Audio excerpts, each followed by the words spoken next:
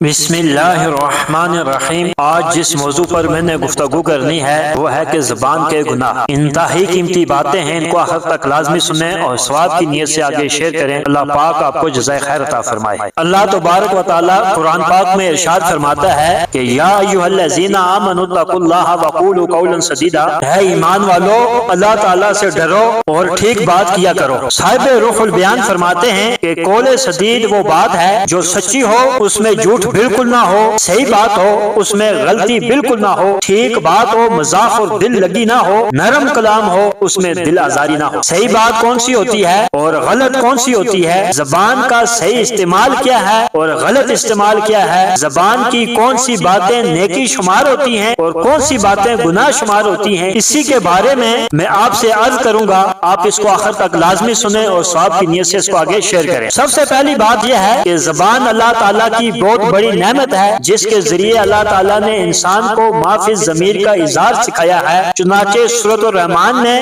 اللہ تعالیٰ نے اپنی بہت سی نعمتوں کا ذکر کیا ہے اور جنوں انس کو مخاطب کر کے بار بار ایک جملہ دہرایا ہے کہ فَبِأَيِّ آلَاءِ رَبِّكُمَا تُكَذِّبَانِ، کہ ہے جنوں انس تم اپنے رب کی کون کون سی نعمتوں کو جھٹلاؤ گے۔ تو سورت کے شروع میں اللہ تعالیٰ نے انسان کی تخلیق کا ذکر کرنے کے بعد جو سب سے پہلی نعمت کا ذکر کیا ہے وہ یہی زبان اور بیان کی نعمت ہے۔ چنانچہ اللہ تعالیٰ نے فرمایا کہ خلق الانسان علمہ البیان، کہ اسی رحمان نے انسان کو پیدا کیا اور اس سے بولنا سکھایا۔ انسان پر اللہ تعالیٰ کا یہ بڑا انعام و احسان ہے کہ اس نے انسان کو زبان اور بیان کی نعمت سے نوازا، اس سے قوت گویائی عطا فرمائی اور اظہار ما فی الضمیر کا طریقہ سکھایا۔ جب یہ اللہ تعالیٰ کی بہت بڑی نعمت ہے تو اس نعمت کا اور اللہ تعالیٰ کی دی ہوئی ہر نعمت کا تقاضا یہ ہے کہ اس سے صحیح اور اللہ تعالیٰ کے حکم کے مطابق استعمال کیا جائے، اور اگر اللہ تعالیٰ کی نعمت کی ناقدری کی جائے اور اس سے غلط اور اللہ تعالیٰ کے حکم کے مطابق اور اس کی نافرمانی میں استعمال کیا جائے تو نہ صرف یہ کہ یہ اس نعمت کی ناقدری اور ناشکری ہے بلکہ یہ ہلاکت اور وبال کا باعث بھی ہے۔ اسی زبان کے ذریعے انسان اظہار ما فی الضمیر کرتا ہے، اسی زبان کے ذریعے انسان دوسروں کو اپنا مطلب اور مقصد سمجھانا چاہے تو سمجھا سکتا ہے اور کوئی بات سمجھنا چاہے تو پوچھ کر سمجھ سکتا ہے۔ اگر انسان اس زبان کو صحیح استعمال کرے تو اپنا فائدہ بھی کر سکتا ہے اور دوسروں کا فائدہ بھی کر سکتا ہے، اور اگر غلط استعمال کرے تو اس کے ذریعے اپنا نقصان بھی کر سکتا ہے اور دوسروں کا بھی۔ اسی زبان سے دو کلمے بول کر انسان دوسروں کو راضی بھی کر سکتا ہے اور ناراض بھی، اور اسی طرح اس زبان سے دو کلمے بول کر انسان اپنے رب کو راضی بھی کر سکتا ہے اور ناراض بھی۔ اسی زبان کے ذریعے انسان جتنا چاہے نیکیاں بھی کما سکتا ہے اور جتنا چاہے گناہ بھی جمع کر سکتا ہے۔ بہت سی حدیث مبارکہ میں اللہ کے نبی صلی اللہ علیہ وسلم نے زبان کی حفاظت کرنے کا حکم دیا ہے۔ چنانچہ ایک حدیث مبارکہ میں ہے، حضرت سفیان بن عبداللہ سخفی رضی اللہ تعالی عنہ سے روایت ہے کہ میں نے عرض کیا یا رسول اللہ صلی اللہ علیہ وسلم مجھے کوئی ایسی بات بتا دیجئے جس کو مضبوطی سے تھام لوں، تو آپ علیہ السلام نے فرمایا کہ زبان سے کہو کہ میرا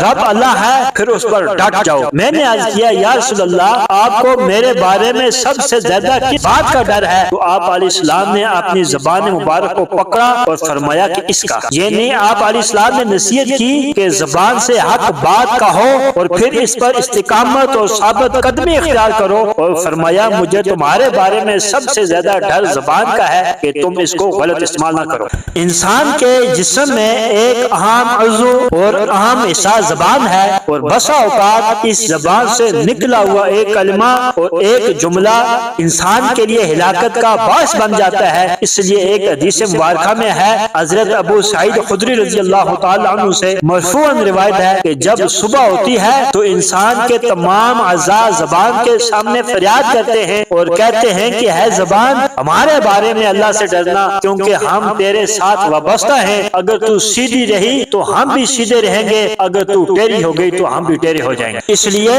اللہ کے نبی صلی اللہ علیہ وسلم نے خاص طور پر اس زبان کو قابو قابو میں رکھنے کا حکم دیا ہے۔ ایک حدیث مبارکہ میں ہے، حضرت عقبہ بن عامر رضی اللہ تعالیٰ عنہ سے روایت ہے، وہ فرماتے ہیں کہ میں نے عرض کیا یا رسول اللہ نجات کیسے ہوگی؟ آپ نے فرمایا اپنی زبان پر قابو رکھو اور تمہارا گھر تمہارے لیے کافی ہونا چاہیے اور اپنے گناہوں پر رویا کرو۔ یعنی نجات اس میں ہے کہ ایک تو اپنی زبان پر قابو رکھو، دوسرا یہ کہ زیادہ اور بلا ضرورت گھر سے باہر نہیں جانا اور اپنے گھر میں ہی رہا کرو، اور تیسرا یہ ہے کہ اپنے گناہوں کے معاملے میں اللہ کے سامنے رو رو کر توبہ و استغفار کر لیا کرو۔ زبان کی اکثر باتیں بلا ضرورت اور بے فائدہ ہوتی ہیں، اس لیے اسلام نے ہمیں فضول اور بیکار باتوں سے منع کیا ہے۔ فضول اور بیکار باتوں سے مراد وہ باتیں ہیں جن کی کوئی ضرورت نہیں ہوتی اور ان میں دین یا دنیا کا کوئی فائدہ نہیں ہوتا۔ یہ خود اگرچہ گناہ کبیرہ نہیں ہے لیکن ان کا انجام بہت گناہوں کا سبب بنتا ہے، کیونکہ یہی فضول باتیں عموماً آگے چل کر کبھی جھوٹ کی شکل اختیار کر لیتی ہیں، کبھی غیبت کی شکل اختیار کر لیتی ہیں، کبھی کسی کا مذاق اڑانے کی شکل اختیار کر لیتی ہیں۔ قرآن مجید میں اللہ تعالیٰ نے سورۃ المؤمنون کے شروع میں جو کامیاب ایمان والوں کی صفات بیان فرمائی ہیں ان میں ایک صفت یہ بھی بیان فرمائی کہ والذین ھم عن اللغو معرضون، اور وہ لغو باتوں سے منہ موڑنے والے۔ ایک حدیث مبارکہ میں ہے، حضرت ابو ہریرہ رضی اللہ تعالی عنہ سے روایت ہے کہ رسول اللہ نے فرمایا کہ انسان کے مسلمان ہونے کی خوبی یہ ہے کہ وہ ہر لا یعنی اور بیکار کام کو چھوڑ دے۔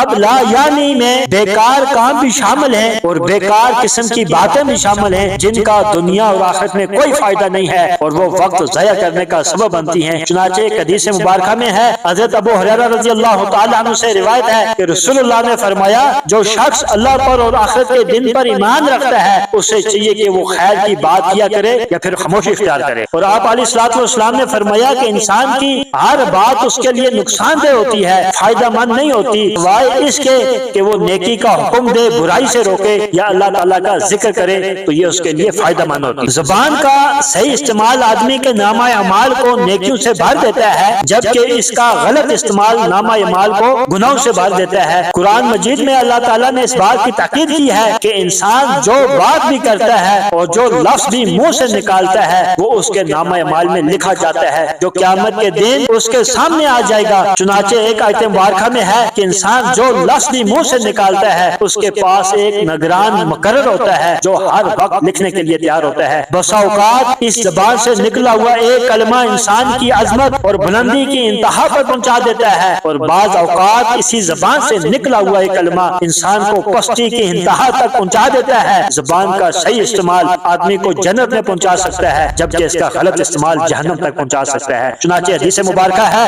حضرت ابو ہریرہ رضی اللہ تعالی عنہ سے روایت ہے کہ رسول اللہ نے فرمایا بے شک ایک آدمی زبان سے ایک کلمہ کہتا ہے وہ اس میں کوئی حج نہیں سمجھ رہا ہوتا جبکہ وہ اس ایک کلمے کی وجہ سے جہنم میں کئی سال تک گرتا چلا جاتا ہے۔ ایک اور حدیث مبارکہ ہے کہ رسول اللہ نے فرمایا کہ جو مجھے دو چیزوں کی ضمانت دے دے میں اسے جنت کی ضمانت دیتا ہوں، ایک وہ ہے جو دو جبڑوں کے درمیان ہے یعنی زبان، اور ایک وہ ہے جو دو پاؤں کے درمیان ہے یعنی شرمگاہ۔ یعنی جو مجھے یہ ضمانت دے دے کہ میں زبان سے کوئی گناہ نہیں کروں گا اور شرمگاہ سے بھی کوئی گناہ نہیں کروں گا میں اس کو جنت کی ضمانت دیتا ہوں۔ معلوم ہوا کہ اکثر دو گناہ انہی دو اعضاء سے یا انہی کی وجہ سے ہوتے ہیں۔